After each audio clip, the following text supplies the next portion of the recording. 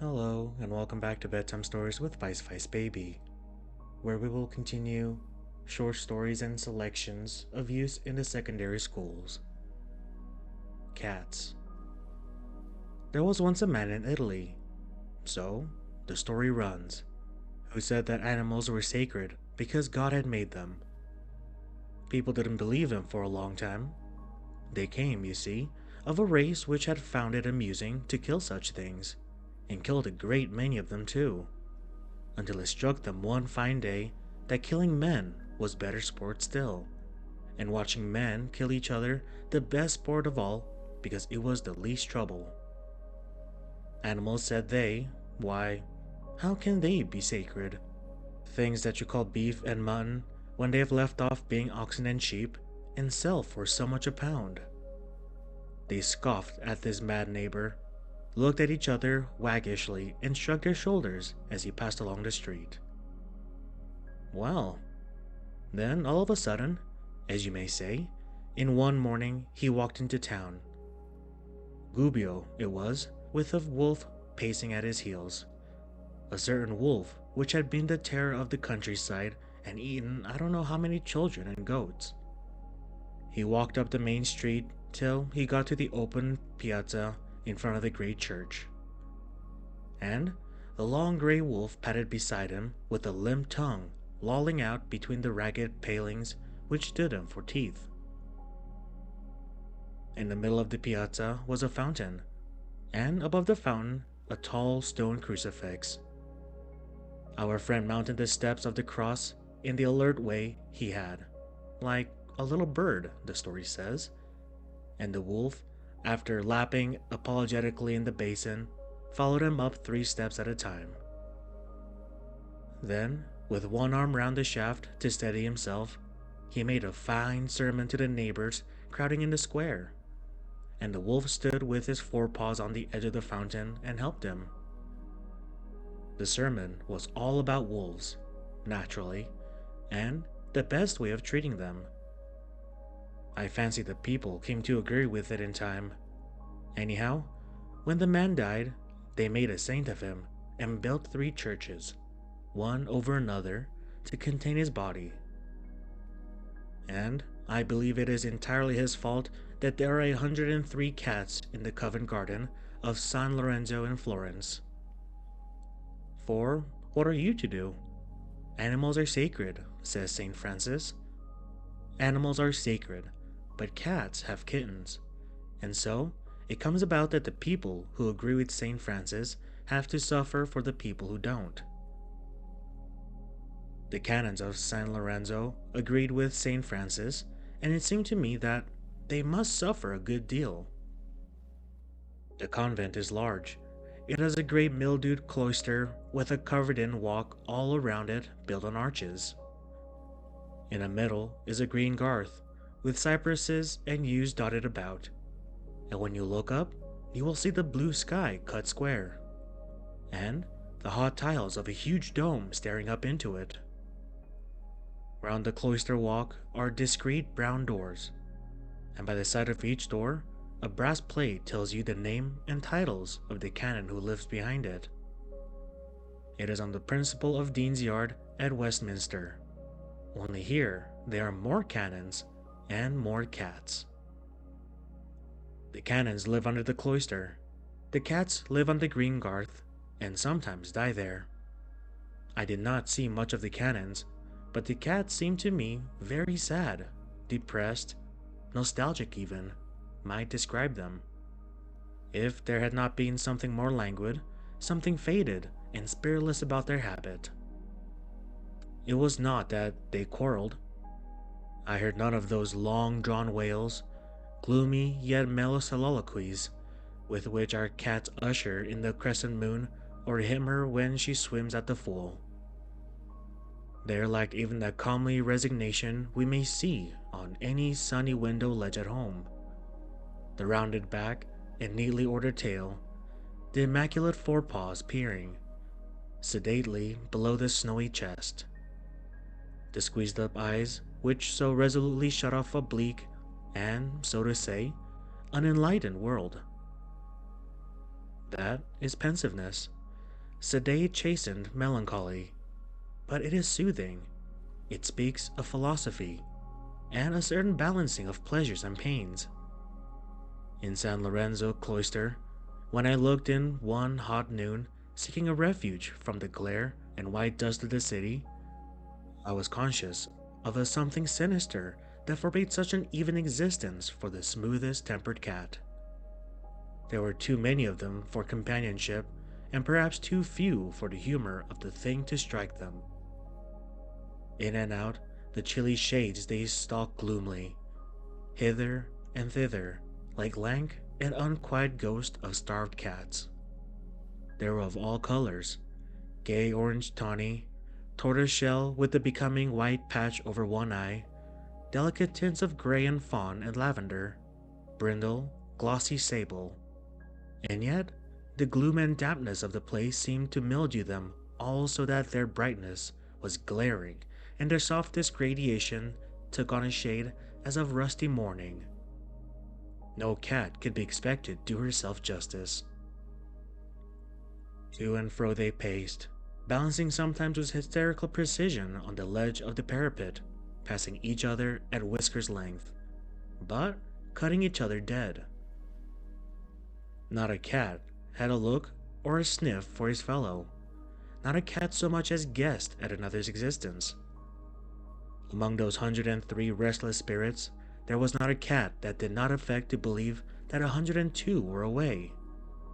It was horrible, the inhumanity of it.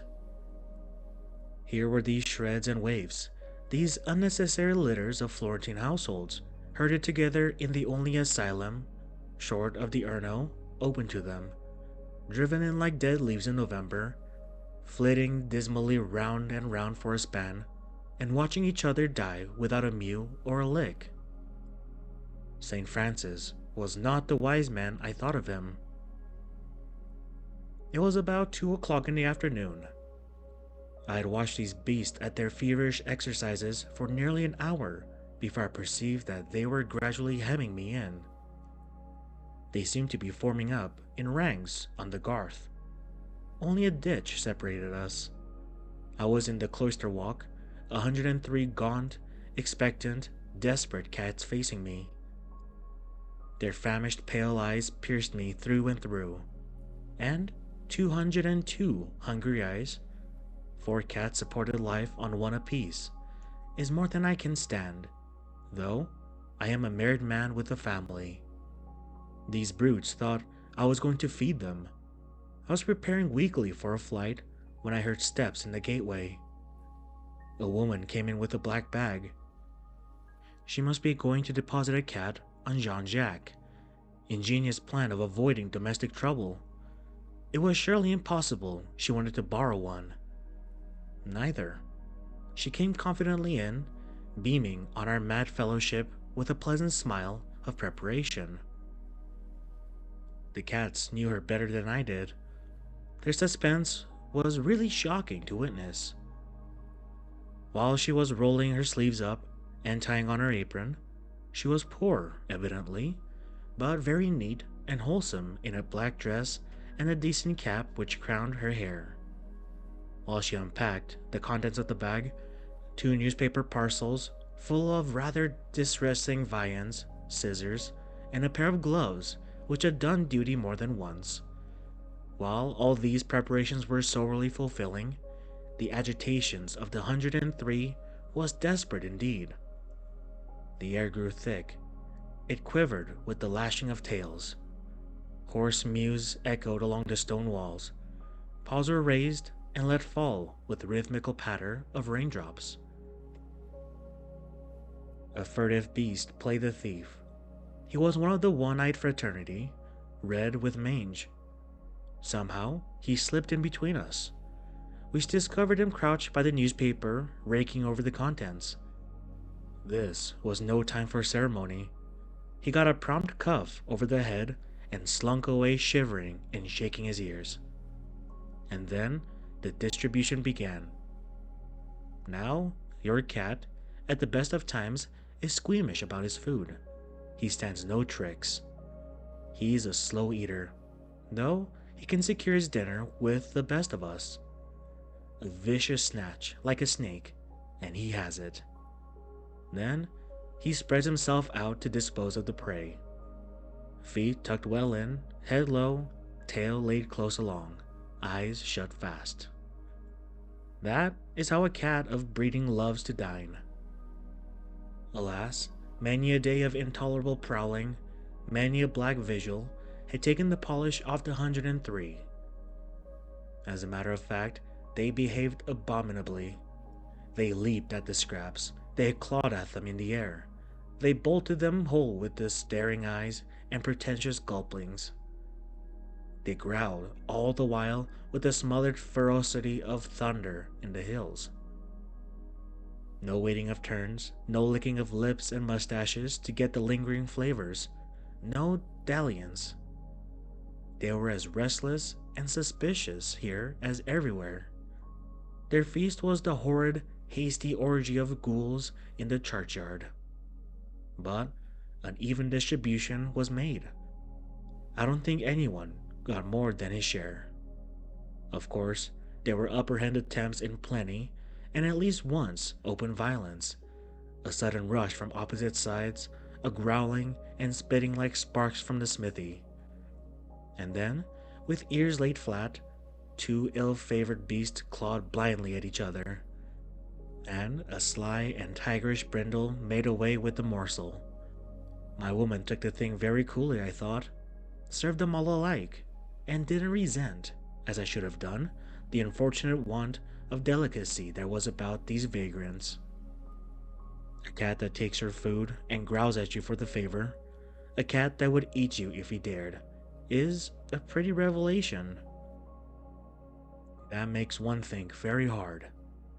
It gives you a suspicion of just how far the polish we most of us smirk over will go. My cat to San Lorenzo knew some few moments of peace between 2 and 3 in the afternoon. That would have been the time to get up a testimonial to the kind soul who fed them. Try them at 5 and they would ignore you, but try them next morning. My knowledge of the Italian tongue in those days was severely limited to the necessaries of existence. To try me on a fancy subject like cats was to strike me dumb. But at this stage of our intercourse, hitherto confined to smiles and eye service, it became so evident my companion had something to say that I must perforce take my hat off and stand attentive. She pointed to the middle of the garth, and there, under the boughs of shrub, I saw the 104th cat, sorriest of them all. It was a newcomer, she told me, and shy.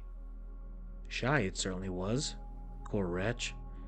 It glowered upon me from under the branches like a bad conscience. Shyness could not hide hunger.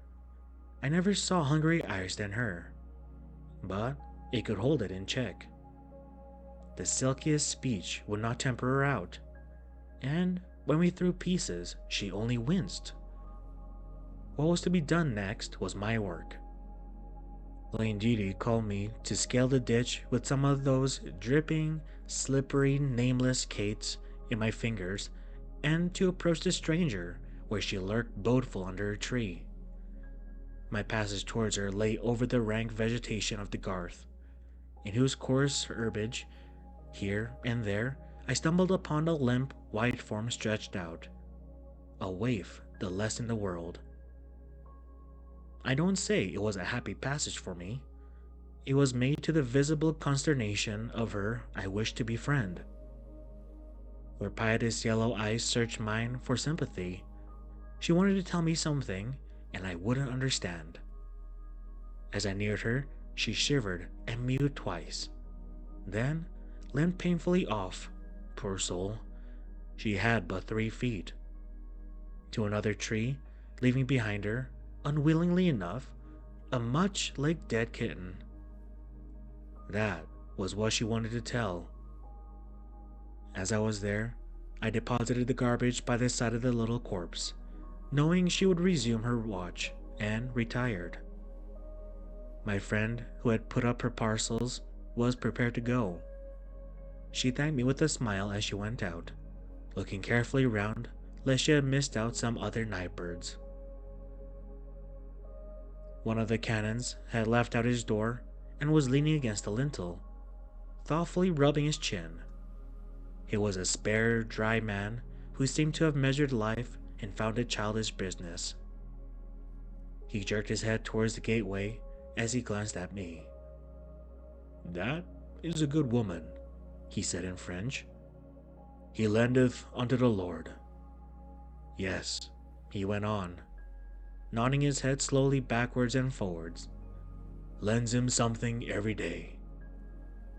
The cats were sitting in the shady cloister garth, licking their whiskers, one actually cleaning his paw. I went out into the sun thinking of St. Francis and his wolf. Thank you for tuning into this episode of Bedtime Stories with Vice Baby. I hope you'll have a good night and sweet dreams.